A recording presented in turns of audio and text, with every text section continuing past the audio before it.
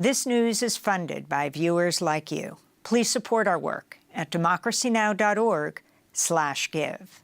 This is Democracy Now!, democracynow.org. I'm Amy Goodman with Nermeen Sheikh. We look now at the impact of Hurricane Helene. Power outages and water shortages continue across 6 southeastern states. The death toll from the storm is nearing 200, with hundreds more still missing and presumed dead. This includes 6 plastic factory workers in Erwin, Tennessee, who were swept away as floodwaters swelled around their workplace after their boss reportedly threatened to fire anyone who left during the storm. This is the family of an Impact Plastics worker named Lydia Verdugo. She was still working when she called me, and she told me that it was really raining, and I told her to leave, but she told me they weren't telling her anything. If they would have told them to leave earlier, maybe we would be here. They would still be here today, and we wouldn't be looking for them. But when they tried to leave, it was too late.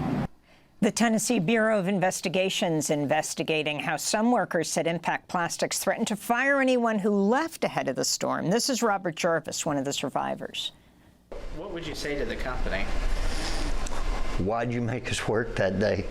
Why? We shouldn't have worked. We shouldn't have been there. None of us should have been there. And that's what I should say to them. Impact Plastics said Monday in a statement it had monitored weather conditions during the storm and that managers had dismissed workers, quote, when water began to cover the parking lot and the adjacent service road and the plant lost power, unquote. For more, we're joined by Cesar Bautista, campaign director at the Tennessee Immigrant and Refugee Rights Coalition, has been working in Erwin, Tennessee to assist with relief efforts after Hurricane Helene. Cesar, welcome to Democracy Now! We only have a few minutes. Can you explain what happened? This plastics factory is right next to a river. What were they told? Why were they so afraid they'd be fired if they didn't come to work? Yes, hi, good morning. Thank you so much for having me on. Yeah, so a lot of the family members, expressed just like on the clip that you showed that, they were told like not to leave yet, that they were still asking questions like, should we leave or not, so forth. They kept going back and forth, I believe, with one of the secretaries at the office. But as they were trying to get answers, they were noticing that the water was getting higher and higher, like in the parking lot area. And, once like the factory did make the decision of telling people, okay, you can go, it was just too late. And the water had risen too high to the point that they couldn't move their cars anymore and try to get to safety. And so what are you calling for, Cesar? You're obviously advocating on the rights of these workers. What are you calling for? Well, in these moments right now, it's very difficult, and we are standing in solidarity with all the families that they lost a loved one. Most importantly, what we're calling is just to be sure that there's equitable access to the recovery plan that the city and the state have initiated. So just making sure, that there's no language barriers, that everybody has the equal amount of access, to any kind of resources that are being provided, just to be sure that the families, have what they need to, in order to rebuild their lives after this hurricane.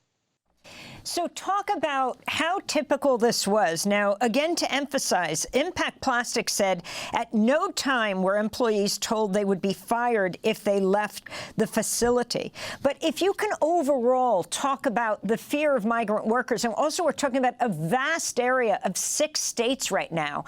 You work with the Tennessee Immigrant and Refugee Rights Coalition. We don't really know how many people have died, not close to 200 at this point, quantified, but hundreds more missing. And where are people going for refuge?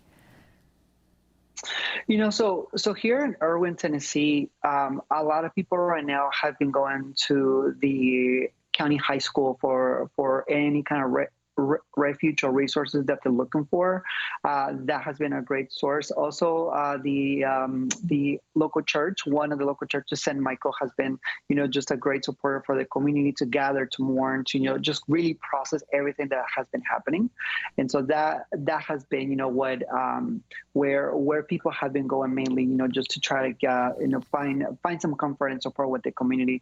I would say too, that the community overall has shown a very great.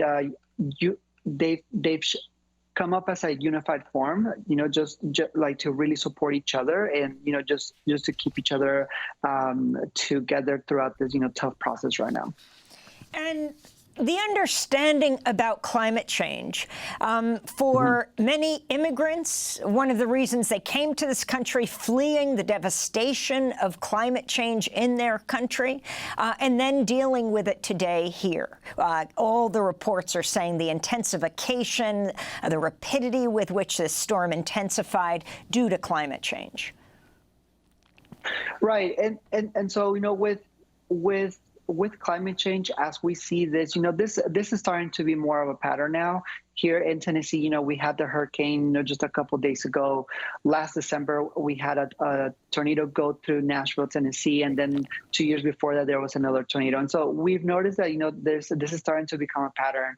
And so what really we're urging, our municipalities and in the state, not just in Tennessee, but across the country, is that they have to have those evacuation plans, for for each city, but also now, for each company that, has all these workers there in order to be sure that people are safe, but also to set up an infrastructure where everybody has equitable access.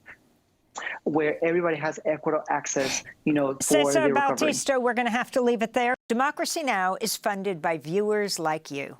Please give today at democracynow.org/give.